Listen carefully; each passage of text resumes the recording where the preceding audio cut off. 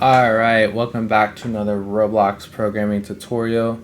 And in this video, I'm going to go ahead and talk about the spawning system. This will be one of the last essential systems. I still need to cover like the dialogue system and the quest system. I'll also cover the NPC system as well. But the spawning system is one of the more important systems. And honestly, in my opinion, it's the system that I was most proud to create. In this one, I think it was the hardest one to make. And I'll show why in a second, because there was a lot of obstacles I had to overcome.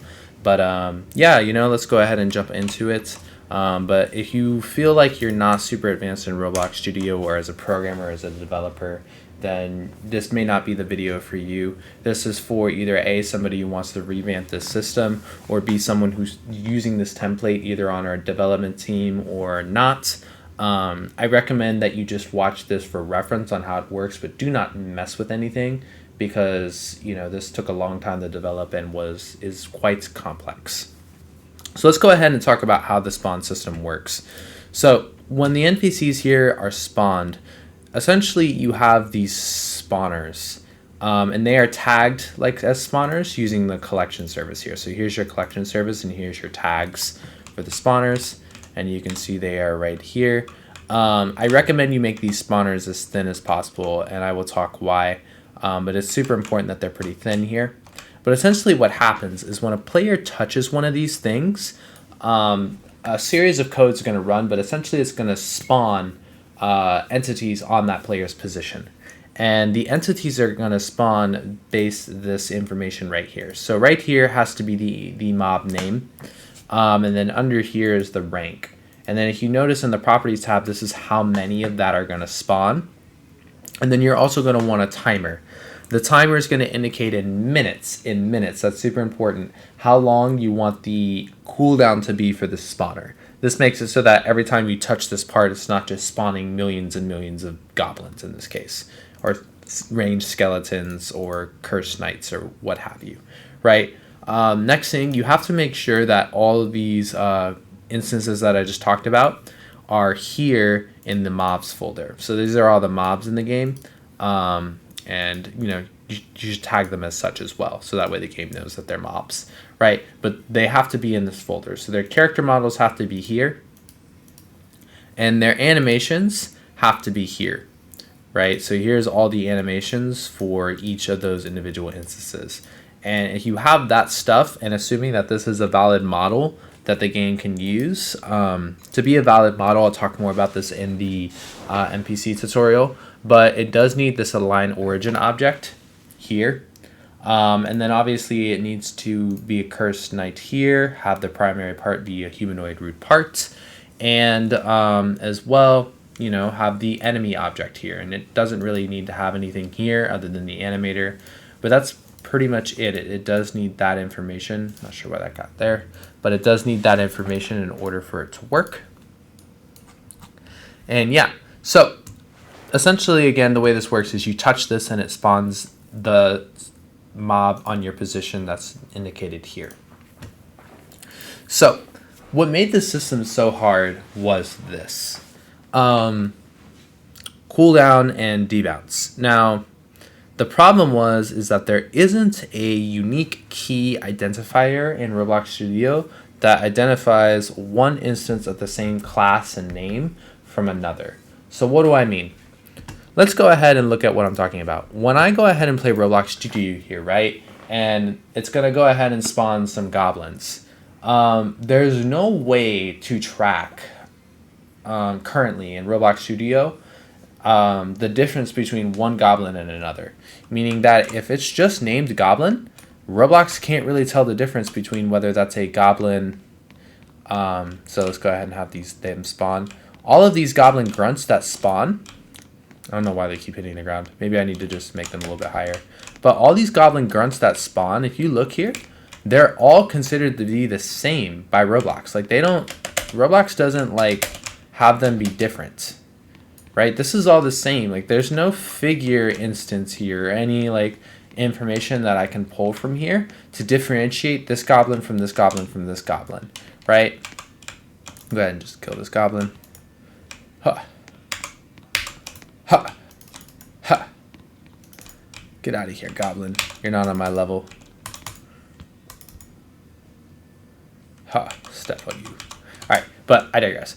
But the same thing was an issue with the parts. So let's say a player touched one of the spawn parts.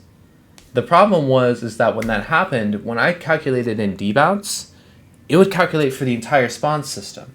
So there was no way really, well, I had to make a way, but it was really hard to differentiate this spawner from this spawner from this spawner, right? And the tagging system for a lot of this stuff is based on names. So I eventually had to give them a different name, and I'll show you. But, you know, what happens when you have 40 million spawners? Are you going to have, you know, spawner, you know, and then have everybody rename their spawners and then try and create like an Excel spreadsheet to keep track of the spawner and what it's named and where it's located, right? Like there's a whole lot of variables there, and it would have been really, really hard to configure. So before runtime, you know, I decided to keep all the names the same, but then it's like, how do I track which spawner was touched and only debounce that spawner and not the other ones, right? Because if I debounce all the spawners, if I touch this spawner, I can't have it deactivate this spawner and this spawner, right? These still need to be active. And then on top of that, it also had to register the player that touched it, right? Because if a certain player touches it, we don't want that player to continuously trigger it. But we also need to make sure that if that player touches it, it doesn't take that spawner down or essentially put that spawner in a cooldown state for all the other players. So if I touch it and then another player walks up and touches it, it should still spawn zombies for that other player, but it wouldn't spawn zombies for me. So you had to configure a debounce system not only based on the spawner being touched and make sure that it was very specific to that spawner, but also to the player that touched it. And that was what made this system so hard to develop. And again, the answer was a linked list, but with a one-to-many mapping. But that's what made this very tricky. So was the central problem with this, and I did eventually come up with a solution. And I will show you that solution now. And the solution was indeed a linked list. Let's go ahead and look here. This is just some initial information just given to the program here just for registration. And we'll talk about what this is in a second. So the very first thing that happens is we create these arrays. And the way it works is that when the game goes through and gets the instances that are tagged as spawners, if the instance is tagged as a spawner, we give that spawner a specific ID number. And I had to create these ID numbers because, you know, that's just what had to happen. And it was very annoying and I hated doing it. But the next problem I was having is I was using random.new. And what was happening with random.new is that it wasn't giving me a new seed every time I tried to spawn a random number. Even if I destroyed the older seed, it would still give me the same random seed each time. So what happened is all the spawners would get the same random ID tag. And that was very annoying. And I tried probably like 5 different versions of random. So I tried random.seed, random.new, math.random. All of them had the same problem where they would constantly give me the same random seed rather than changing it, even if I used garbage collection like debris or setting something in the nil or destroy or made. It just continually kept giving me the same random number. So what I decided to do instead is I set the random number to the tick. And I think this was probably the best way to do this because what now ends up happening is every time the spawner is tagged, it's tagged with the time that it was tagged. And because of the way this obviously works, that time will not be the same for every spawner, obviously, right? There will be a little bit of latency, and then the next spawner will be tagged. Then a little bit of latency, and the next spawner will be tagged. So what happens is that each spawner will now get a random ID based on the time that it was tagged by the game. So essentially this is going to loop through all the instances of the spawners that were tagged. So let's go to our tag ID here. Here are all our tagged instances. Let's look here. So here's all our tagged instances. Currently there are 3, but you could add more and more and more of these tags, right? So it's only going to loop through 3. And what happens is for those 3 in that table, it's going to go ahead and check in if it's a part. it's going to create a new int value, which is the spawner ID number, and then while true do, it's going to go ahead and create a random number, which is the tick. It's going to make sure that that tick hasn't already been assigned to a spawner.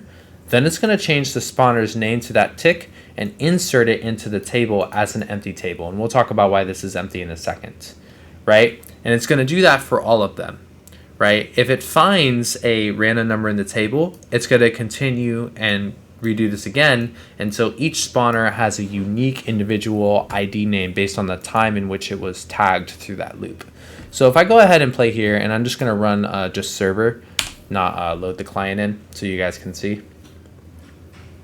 If I come here and I go to spawners, you'll see here that each one of these now has a unique ID tag here, which is the time in which it was tagged, which serves as a like an ID key for that instance, which is super important because Roblox doesn't have this pre-built in, which is pretty annoying.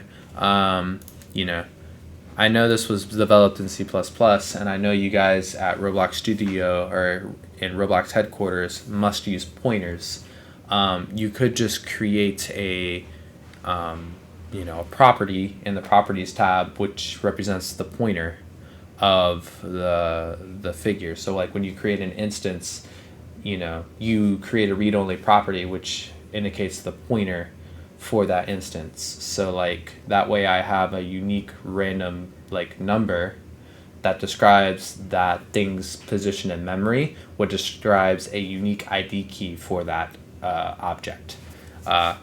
If that went completely over your head, then study some C++, but Roblox was built in C++, Roblox Studio, so hopefully if somebody from Roblox headquarters was listening to that, that'd be really helpful, because then I could differentiate between different instances of the same name using a read-only property, which is a pointer, or you could use a reference too, but I digress here. But anyways, I had to create my own of what I just described, which was very annoying, but I was able to do it. And essentially it's based off a tick. So that's how that works. But essentially what this does is, again, it creates the, specific number that tags the instance. Then this just makes sure that you can't see the box and that you can't collide with the box, and that it kind of pretends like the box isn't there. And then this is some garbage collection, just to make sure that it gets picked up with the garbage collector by setting stuff to nil. And then I set the spawner list here to nil as well. And this just resets everything here and makes sure that this is all getting garbage collected, just in case there's any random weird connections, but there shouldn't be. Then we need to go ahead and register the touch events for the spawners. So now that we've registered the spawners and we've given them unique names based on the time in which they were tagged, we now need to register their touch events. So right here, it goes ahead and goes through all the spawners again. So, and this is going to go into the spawners folder. So the spawners won't work unless they are in this spawners folder. And this was done because I wanted all of them to get tagged with a different time, tag ID here. So what happens is then it's hard to find all the spawners because they all have weird names. So I just put them in a folder, and that's what I decided to do for that. You can also keep looping through the tags, but because I set some stuff to nil here, I was noticing that the tagging service was having issues finding the tag because I was doing this garbage collection. So that's why I did this instead. But anyways, back to this. So now this is going to loop through all the spawners in the game, which should be in the spawners folder. And it's going to go ahead and create a spawner.touch::connect anonymous function here. And it's going to check again, here's our checker, make sure that's a humanoid, make sure that it's a player that touched it. And if these two things pass, then we're going to go ahead and go to the spawner check. So the spawner check is this empty array currently right now. And what this is going to be is essentially right here, the spawner check gets passed in these individual tick numbers that I was talking about. These individual long random string numbers that are essentially representations of when the spawners were tagged. And so you'll have these essentially in this, you'll have these long, weird numbers as strings assigned to empty tables when this is all done, right?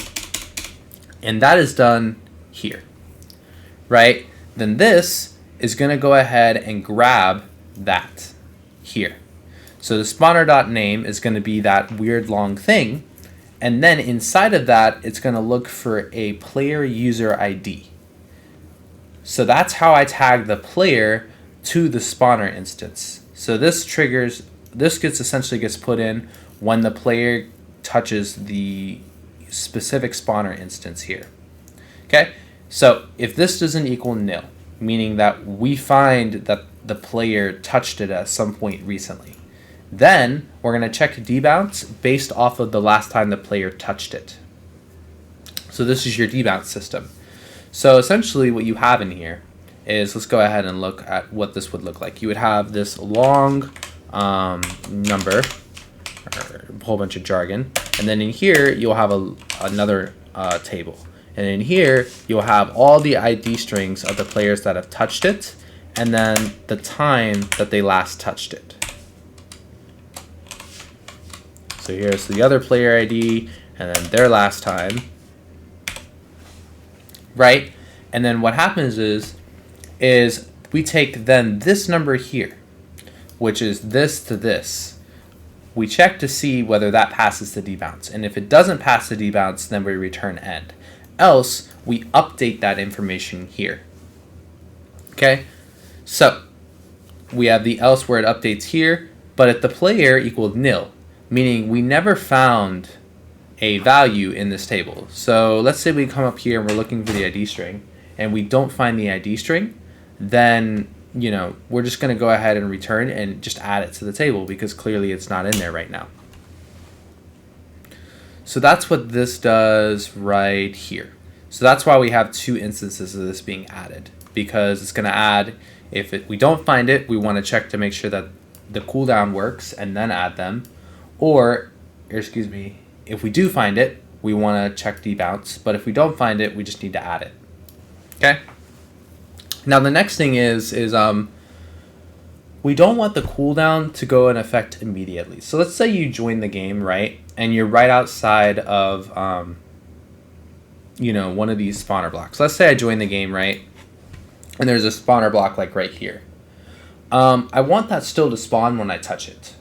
Right? I don't want to have to wait 5 minutes for that to now become active. So what I did here is I initialized everything with an initial spawn timer, and I just set it to be 5 seconds, so all the spawners become active after 5 seconds, right?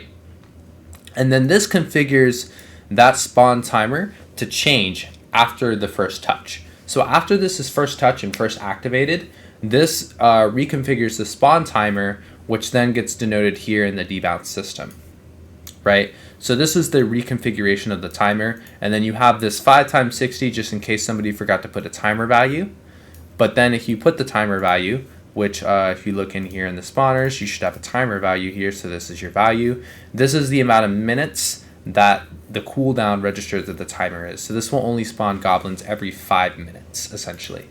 And that's configured right here. So it's either every 5 minutes, or if you want it to be 10 minutes, you would put 10. If you want it to be 1, you could put 1. You can put whatever number you want there, right? But that's what configures it. Just make sure it's a whole number, because this is an int value, I believe, if I'm not mistaken. Maybe it's a number value. Actually, I initialized it at 5, so maybe it doesn't have to be an int. Lucky y'all. Okay, all right, but anyways, so after that's configured, which registers and does the debounce, we're now going to go ahead and get the values of the spawners. So essentially this is all the information that was put underneath here. It's going to go ahead and get these values here. And for in pair, this is what's going to go ahead and now configure the rank. So the mob rank, it's going to check and see if it's a boss in the boss folder. That if it's a boss folder, it's going to clone from the bosses folder. If it's not, it's going to clone from the mob folder. This was just a little print I put in there just for testing. And then it's going to for loop, and it's going to go ahead and spawn those entities on your position with some garbage collection on the back end.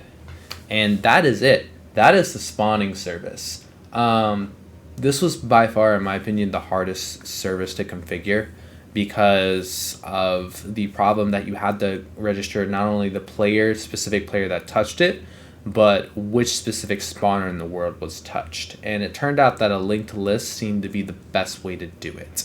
And then once that was kind of configured here, the rest of the stuff, as far as getting the mob from replicated storage and cloning it and then putting it in the workspace and then some garbage collection on the back end, was pretty simple to do.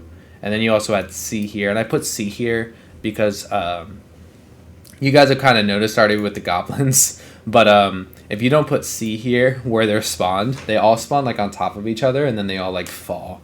And I guess that's still happening a little bit. Maybe this needs to be 5 and maybe it needs to be like 4C. Give them some space. But yeah, this what kept happening is you would do this and then they would all spawn like all in the same place, and since they have collision on, they would all like fly like when they first spawned. It's still happening a little bit, but that's why you have this C here, so they kind of get spread out a little bit and then they fall. And then their touch position is where you touched it. And it makes sure that it sets their position there and then puts them in the workspace. And yeah, that is the spawn system. Another reason why I did this, and you may be, sitting here thinking, well, why didn't you just clone a whole bunch of goblins and put them everywhere? Is because of an issue that Roblox Studio has. If you put 1,000,001 entities all over the map, number one, the server is going to have a hard time keeping track of all those entities. But then number two, the animations won't load. And that's probably the first thing to go. So this system here essentially won't spawn any entities unless there are players nearby. And then if the player runs away for whatever reason, you have debris on the back end to clean up any of those instances. So that way you don't have, mobs just running free in the middle of nowhere for no reason. Right? Doesn't really help anybody to have these random mobs just out in the middle of nowhere for no reason. So yeah, but I guess you could have these parts which are just small little checkers, which I would rather have small little parts taking up storage space than 40,000 goblins. So yeah, that's the spawn system. If you guys have any questions, please just leave them in the comments, and I'll see y'all in the next one.